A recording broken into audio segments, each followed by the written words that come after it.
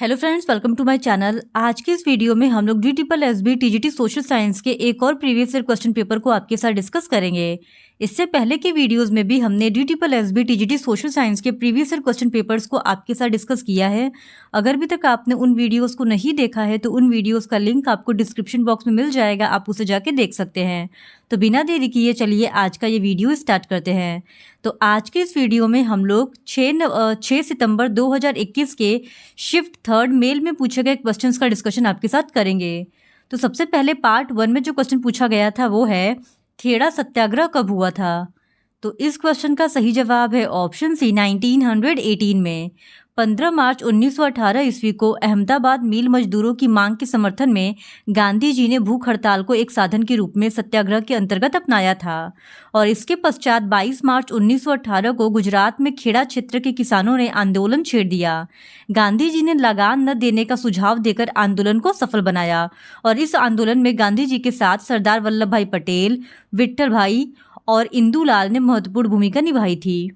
फिर question number 2, 1919 के अंत में भारत में डैश सुधार की घोषणा की गई थी। तो इस क्वेश्चन का सही जवाब है option D, Montagu Chelmsford. British संसद ने 1919 में भारत के औपनिवेशिक प्रशासन के लिए एक नया विधान बनाया जिसे भारत सरकार अधिनियम 1919 के नाम से लागू किया गया। इस अधिनियम को मॉन्टेग्यू चेम्सफोर्ड सुधार भी कहा जाता है क्योंकि इस अधिनियम के पारित होने के समय मॉन्टेग्यू भारत सचिव तथा चेम्सफोर्ड वायसराय थे। फिर क्वेश्चन नंबर 3, बंगाल के 1905 में विभाजन विरोधी आंदोलन में निम्नलिखित में से कौन सा नेता इसका हिस्सा नहीं था? तो इस क्वेश्चन का सही जवाब है ऑप्शन ए, एनी बेसेंट। 1905 में बंगाल विभाजन विरोधी आंदोलन में एनी बेसेंट इस आंदोलन का हिस्सा नहीं थी। फिर क्वेश्चन नंबर 4, निम्नलिखित में से कौन 1857 के विद्रोह का हिस्सा नहीं था? तो इस क्वेश्चन का सही जवाब है ऑप्शन ए, महारानी गायत्री देवी। महारानी गायत्री देवी कूच बिहार की राजकुमारी थी जिनका जन्म 1919 में लंदन में हुआ था। बाद में गायत्री देवी जयपुर की महारानी बनी और इन्होंने बालिकाओं की शिक्षा के लिए 1943 ईस्वी में जयपुर में पहला पब्लिक स्कूल प्रारंभ किया था। और 1857 के विद्रोह के दौरान झांसी का नेतृत्व रानी लक्ष्मीबाई ने किया और लखनऊ का नेतृत्व बेगम हजरत महल ने किया तथा कानपुर का नेतृत्व नाना साहब ने किया था। लेकिन महारानी गायत्री देवी 1857 के विद्रोह का हिस्सा नहीं थी। फिर क्वेश्चन नंबर 5, 1917 में लेनिन फिनलैंड में रूस पहुंचे और उन्होंने अपना डैश जारी किया जिसमें उन्होंने सोवियत संघ को सारी शक्ति का नया नारा दिया। तो इस क्वेश्चन का सही जवाब है ऑप्शन बी, अप्रैल थीसिस। 1917 ईस्वी में बोल्शेविकों के निर्वासित नेता व्लादिमीर लेनिन फिनलैंड में रूस से लौट आए और बयान दिया कि युद्ध समाप्त किया जाए और सारी जमीन किसानों के हवाले की जाए तथा बैंकों का राष्ट्रीयकरण भी किया जाए। और इन तीनों मांगों को लेनिन की अप्रैल थीसिस के नाम से जाना जाता है। और लेनिन ने यह भी सुझाव दिया कि अब अपने रेडिकल उद्देश्यों को स्पष्ट करने के लिए बोल्शेविक पार्टी का नाम कम्युनिस्ट पार्टी रख दिया जाए। फिर क्वेश्चन नंबर 6, निम्नलिखित में से कौन सा कथन प्रथम पंचवर्षीय योजना के संदर्भ में सही है? पहला, यह हेरल्ड डोमर मॉडल पर आधारित था। दूसरा, योजना कृषि पर केंद्रित है। और तीसरा, इसकी शुरुआत 1950 ईस्वी में हुई थी। तो इस क्वेश्चन का सही जवाब है ऑप्शन सी, यानी केवल पहला और दूसरा कथन सही है और जो तीसरा कथन है वो गलत है क्योंकि प्रथम पंचवर्षीय योजना की शुरुआत 1950 में नहीं बल्कि 1951 में हुई थी। फिर क्वेश्चन नंबर 7, क्रांतिकारियों द्वारा रूसी एकतंत्र पर हमला किस वर्ष में किया गया था? तो इस क्वेश्चन का सही जवाब है ऑप्शन सी, 1905 में। एकतंत्री सत्ता पर पहला प्रमुख हमला 1905 ईस्वी में हुआ था और इसे 1905 की क्रांति या 1917 की क्रांति के ड्रेस रिहर्सल के नाम से भी जाना जाता है। फिर क्वेश्चन नंबर 8, डैश पंचवर्षीय योजना 1961 में पारित की गई थी। तो इस क्वेश्चन का सही जवाब है ऑप्शन बी, तीसरा। तृतीय पंचवर्षीय योजना का कार्यकाल 1961 से 1966 ईस्वी तक रहा और तृतीय योजना ने अपना लक्ष्य आत्मनिर्भर एवं स्वयं स्फूर्ति अर्थव्यवस्था की स्थापना करना रखा। इस योजना में कृषि को सर्वोच्च प्राथमिकता प्रदान की गई और साथ साथ इस योजना ने बुनियादी उद्योगों के विकास पर भी पर्याप्त बल दिया तथा तीव्र आर्थिक विकास को लगभग समान महत्व दिया गया था। फिर क्वेश्चन नंबर 9, किंग लुई 16वें ने किस वर्ष में यह घोषणा की थी कि वह स्टेट्स जनरलों का समाधान करेंगे? तो इस क्वेश्चन का सही जवाब है ऑप्शन डी 1788 में। फ्रांसीसी क्रांति फ्रांस में गहन राजनीतिक और सामाजिक उथल पुथल की अवधि थी, जो 1788 में स्टेट्स जनरल के साथ शुरू हुई और नवंबर 1799 में फ्रांसीसी वाणिज्य दूतावास की नींव के साथ समाप्त हुई थी। और फ्रांस की वित्तीय समस्याओं के समाधान के लिए राजा लुई 16वें ने 1788 में स्टेट्स जनरल की एक सभा बुलाई थी। फिर क्वेश्चन नंबर 10, किस वर्ष में 47वें रेजिमेंट के सिपाहियों ने भारत से बर्मा जाने के लिए मना कर दिया था? तो इस क्वेश्चन का सही जवाब है ऑप्शन सी 1824। 19वीं सदी के मध्य में बंगाल की सेना में ऊंची जातियों का ही वर्चस्व था। धार्मिक विरोध सबसे पहले 1824 ईस्वी में उभरा, जब बैरकपुर की 47वीं रेजिमेंट को बर्मा जाने का आदेश दिया गया और हिंदुओं के लिए समुद्र पार करने का मतलब था उनका धर्म नष्ट होना।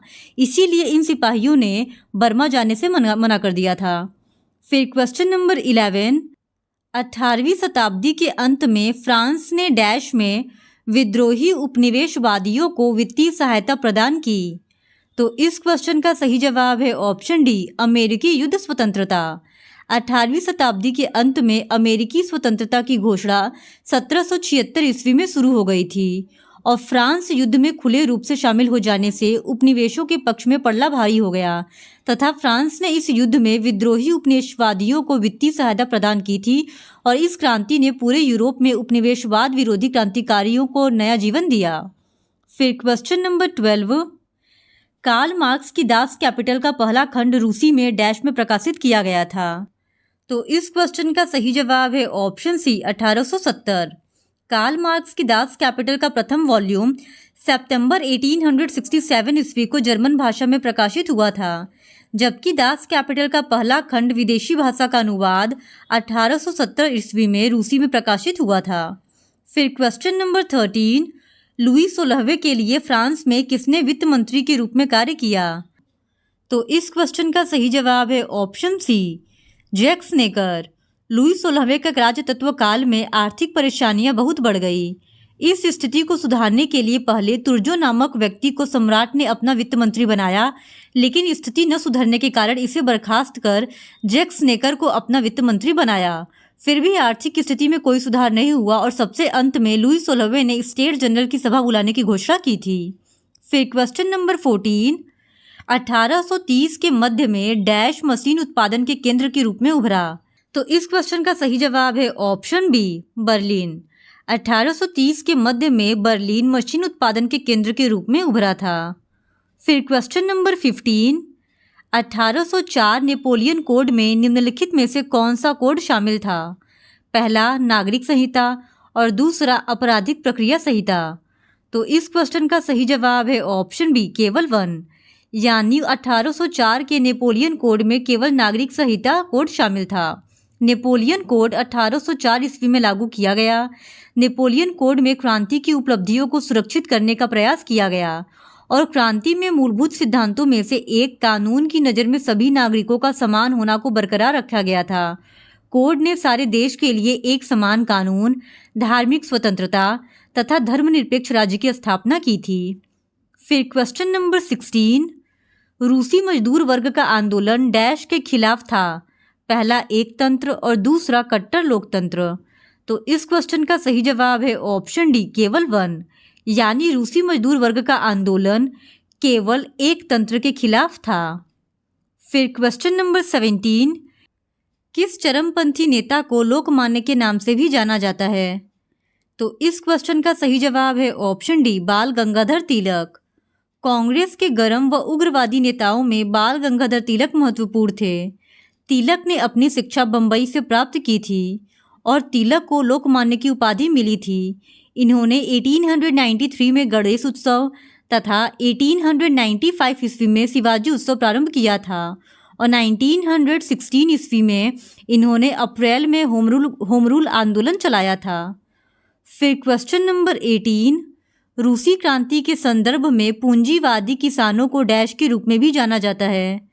तो इस क्वेश्चन का सही जवाब है ऑप्शन डी कुलाक्स। 1917 ईस्वी की रूसी क्रांति एक खूनी क्रांति थी। यह रूस के इतिहास में साम्यवादी क्रांति के नाम से प्रसिद्ध है और रूस के कृषकों को करों के भारी बोझ का सामना करना पड़ता था। सामंत जबरन बेगार कराते थे। पूंजीवादी किसानों को कुलाक्स के रूप में भी जाना जाता है। फिर क्वेश्चन नंबर 19 डैश आयोग ने जलियांवाला बाग हत्याकांड की जांच की थी। तो इस क्वेश्चन का सही जवाब है ऑप्शन ए हंटर आयोग। हंटर आयोग ने जलियांवाला बाग हत्याकांड की जांच की थी।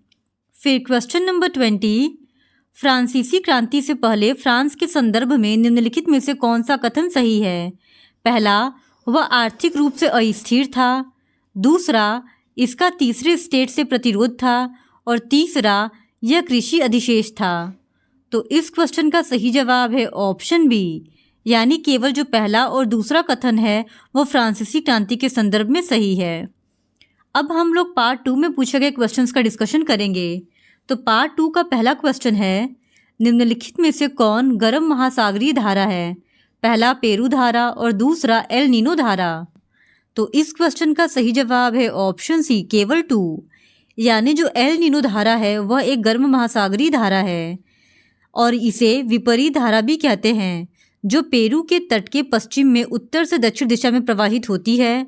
और अगर बात करें पेरू धारा या हम्बोल्ट की धारा, तो यह एक ठंडी महासागरीय धारा है जो दक्षिणी अमेरिका के पश्चिम तट के सहारे दक्षिण से उत्तर दिशा में प्रवाहित होती है। फिर क्वेश्चन नंबर 2 आरोही या अवरोही हवा के तापमान के परिवर्तन को डैश कहा जाता है। तो इस क्वेश्चन का सही जवाब है ऑप्शन डी रुद्धोष्म ह्रास दर। जब किसी आरोही या अवरोही वायु में बिना बाह्य ऊष्मा के निष्कासन एवं प्राप्ति के तापमान में परिवर्तन हो, तब इसे प्रक्रिया को रुद्धोष्म ह्रास दर कहते हैं। और वायु के तापमान में होने वाले ऐसे परिवर्तनों का मूल कारण आरोही अथवा अवरोही वायु का प्रसरण एवं संकुचन होना होता है। फिर क्वेश्चन नंबर 3 पृथ्वी के भीतर निचले मेंटल तथा बाह्य क्रोड के बीच प्रस्तुत असंतत्य को डैश कहा जाता है। तो इस क्वेश्चन का सही जवाब है ऑप्शन बी गुटेनबर्ग असंतत्य। फिर क्वेश्चन नंबर 4 निम्नलिखित में से कौन सी आग्नेय चट्टान मशरूम के आकार की होती है? तो इस क्वेश्चन का सही जवाब है ऑप्शन ए लेकोलिथ। आग्नेय चट्टानों का निर्माण तरल मैग्मा एवं लावा के जमने से होता है। उत्पत्ति प्रक्रिया के आधार पर आग्नेय चट्टान बाह्य जैसे बेसाल्ट ग्रेवो निर्मित तथा अंत्य निर्मित जैसे बेथोलिथ लेकोलिथ 2 वर्गों में विभक्त किया जाता है। और आग्नेय चट्टान के विभिन्न रूप होते हैं जैसे बेथोलिथ, लेकोलिथ और डाइक। फिर क्वेश्चन नंबर 5 वायुमंडल में सर्वाधिक मात्रा में पाई जाने वाली गैस कौन सी है? तो इस क्वेश्चन का सही जवाब है ऑप्शन बी नाइट्रोजन। वायुमंडल में पाई जाने वाली गैसों में सर्वाधिक मात्रा नाइट्रोजन की है। वायुमंडल में गैसों की प्रतिशत में नाइट्रोजन का प्रतिशत 78.8%, ऑक्सीजन 20.95%, ऑर्गन 0.93%, कार्बन डाइऑक्साइड 0.036% और मीथेन 0.00017% पाई जाती है। फिर क्वेश्चन नंबर 6 वैगनर के महाद्वीपीय बहाव सिद्धांत के संदर्भ में निम्नलिखित में से कौन सा कथन सही है? पहला, यह सिद्धांत पूर्व कार्बोनिफेरस काल से शुरू होता है। दूसरा, सिद्धांत का मुख्य उद्देश्य पृथ्वी के भूवैज्ञानिक इतिहास में प्रमुख जलवायु परिवर्तनों की व्याख्या करना था। तो इस क्वेश्चन का सही जवाब है ऑप्शन ए, यानी जो केवल दूसरा कथन है वह वैगनर के महाद्वीपीय बहाव सिद्धांत के संदर्भ में सही है। फिर क्वेश्चन नंबर 7 डैश पहली क्रांति है जो समाजवादी आदर्शों पर आधारित थी। तो इस क्वेश्चन का सही जवाब है ऑप्शन ए रूसी क्रांति। 1917 की रूसी क्रांति 20वीं सदी के विश्व इतिहास की एक महत्वपूर्ण घटना थी। 1789 ईस्वी में फ्रांस की राज्य क्रांति ने स्वतंत्रता, समानता और भ्रातृत्व की भावना का प्रचार कर यूरोप के जनजीवन को गहरे स्तर पर प्रभावित किया था। रूसी क्रांति की व्यापकता अब तक की सभी राजनीतिक घटनाओं की तुलना में बहुत विस्तृत थी और रूसी क्रांति ही पहली ऐसी क्रांति है जो समाजवादी आदर्शों पर आधारित थी। फिर क्वेश्चन नंबर 8 बोल्शेविक सरकार ने मार्च 1918 में डैश के साथ ब्रेट लिटोवस्क संधि पर हस्ताक्षर किए और युद्ध से बाहर हो गए। तो इस क्वेश्चन का सही जवाब है ऑप्शन ए जर्मनी। 1917 ईस्वी की बोल्शेविक क्रांति के बाद रूस प्रथम विश्व युद्ध से अलग हो गया और जर्मनी के साथ उसे एक पृथक संधि करनी पड़ी। ब्रेस्ट लिटोवस्क की संधि एक आरोपित संधि थी जिसके माध्यम से जर्मनी ने बोल्शेविक रूस पर वैसा ही अत्याचार किया जैसा कि बाद में वर्साई संधि ने इसके साथ किया था। फिर क्वेश्चन नंबर 9, निष्क्रिय मालिकों और कामकाजी उद्योगपतियों में समाज का विश्लेषण किसने किया? तो इस क्वेश्चन का सही जवाब है option C, Henri de Saint Simon ने। निष्क्रिय मालिकों और कामकाजी उद्योगपतियों में समाज का विश्लेषण हेनरी डी सेंट साइमन ने किया था। फिर क्वेश्चन नंबर 10, द्वितीय विश्व युद्ध का निम्नलिखित में से कौन सा गठबंधन सही है? पहला ब्रिटेन, फ्रांस, सोवियत संघ, यूएसए। दूसरा जर्मनी, इटली और जापान। तो इस क्वेश्चन का सही जवाब है ऑप्शन ए, पहला तथा दूसरा दोनों, यानी द्वितीय विश्व युद्ध के संदर्भ में पहला और दूसरा ये दोनों ही गठबंधन सही है। और सेकेंड वर्ल्ड वॉर 1939 से 1945 के बीच होने वाला एक सशस्त्र विश्वव्यापी संघर्ष था। इस युद्ध में दो प्रमुख प्रतिद्वंदी गुट धुरी शक्तियां और मित्र राष्ट्र शामिल थे। इसमें लगभग 100 मिलियन लोग शामिल हुए थे और 50 मिलियन लोग, दुनिया की आबादी का लगभग 3% मारे गए थे। द्वितीय विश्व युद्ध के कुछ प्रमुख कारण थे जैसे वर्साई की संधि का कठोर होना, आर्थिक मंदी और तुष्टीकरण की नीति। फिर क्वेश्चन नंबर 11, किस विचारधारा में लोकतंत्र को एक डिकेइंग कॉर्प्स के रूप में वर्णित किया गया है? तो इस क्वेश्चन का सही जवाब है ऑप्शन बी, फैसिस्टवाद या फासीवाद। फासीवाद में लोकतंत्र को एक डिकेइंग कॉर्प्स के रूप में वर्णित किया गया है। फिर क्वेश्चन नंबर 12, संयुक्त राष्ट्र के किस अनुच्छेद का उद्देश्य उच्च जीवन स्तर है? तो इस क्वेश्चन का सही जवाब है ऑप्शन बी, अनुच्छेद 55। संयुक्त राष्ट्र संघ का अनुच्छेद 55 के अनुसार समान अधिकारों और लोगों के आत्मनिर्णय के सिद्धांत के सम्मान के आधार पर राष्ट्रों के बीच शांतिपूर्ण और मैत्रीपूर्ण संबंधों के लिए आवश्यक स्थिरता और कल्याण की स्थितियों के निर्माण की दृष्टि से संयुक्त राष्ट्र निम्नलिखित को बढ़ावा देगा, जैसे उच्च जीवन स्तर, पूर्ण रोजगार और आर्थिक सामाजिक प्रगति और विकास की शर्तें। फिर क्वेश्चन नंबर 13, समुद्री जल के ऊपर लगभग ऊर्ध्वाधर उठे हुए ऊंचे शैली तटों को डैश कहा जाता है? पहला समुद्री भृगु और दूसरा बैरियर द्वीप। तो इस क्वेश्चन का सही जवाब है ऑप्शन डी, केवल 1। समुद्री जल के ऊपर लगभग ऊर्ध्वाधर उठे हुए ऊंचे शैली तटों को समुद्री भृगु कहा जाता है। फिर क्वेश्चन नंबर 14, फासीवाद के संदर्भ में निम्नलिखित में से कौन सा कथन सही है? पहला, यह उदारवाद, लोकतंत्र और मार्क्सवादी समाजवाद विचारधारा की अस्वीकृति पर आधारित एक क्रांतिकारी आंदोलन है। दूसरा, फासीवादियों ने इटली में सरकार के पिछले स्वरूप का पूरा समर्थन किया था। तो इस क्वेश्चन का सही जवाब है ऑप्शन बी, केवल 1, यानी जो केवल पहला कथन है वो फासीवाद के संदर्भ में सही है, जबकि दूसरा कथन फासीवाद के संदर्भ में गलत है। और फासीवाद एक राजनीतिक विचारधारा है जिसका उदय मुसोलिनी द्वारा इटली को प्राचीन रोमन साम्राज्य की तरह पुनः महान बनाने की भूख के साथ हुआ था। और फासीवाद मुख्यतः अति राष्ट्रवाद पर आधारित है जिसका ध्यान लोगों को नियंत्रित करने के लिए सैन्य शक्ति के प्रयोग पर केंद्रित है। फिर क्वेश्चन नंबर 15, 14 सूत्री कार्यक्रम डैश द्वारा प्रस्तावित किया गया था? तो इस क्वेश्चन का सही जवाब है ऑप्शन ए, वुड्रो विल्सन के द्वारा। 14 सूत्री कार्यक्रम वुड्रो विल्सन ने प्रस्तावित किया था। फिर क्वेश्चन नंबर 16, समाज के उदारवादी दृष्टिकोण के जनक कौन थे? तो इस क्वेश्चन का सही जवाब है ऑप्शन ए, जॉन लॉक। उदारवाद व्यक्ति की स्वतंत्रता पर आधारित एक आधुनिक विचारधारा है तथा इस मान्यता पर आधारित है कि व्यक्ति को अपना मार्ग स्वयं चुनने के लिए छोड़ देना चाहिए और इस विचारधारा में व्यक्ति की संपत्ति और स्वतंत्रता संबंधी अधिकार को विशेष महत्व दिया गया है।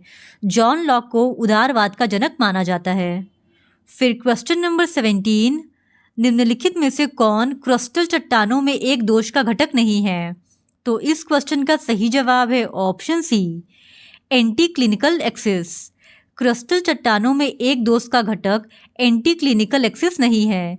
अपनति और अभिनीति के आधार पर एंटी क्लिनिकल एक्सिस एवं सिंक्लाइन एक्सिस दो प्रकार के वलन अक्ष होते हैं और वलन के मध्य में स्थित कल्पित तल को अक्षीय तल कहते हैं। फिर क्वेश्चन नंबर 18, निम्नलिखित में से सूर्य ताप के वितरण को प्रभावित करने वाले कारक कौन से हैं? पहला सूर्य की किरणों की कोणीय स्थिति, दूसरा दिन की अवधि और तीसरा सूर्य कलंक।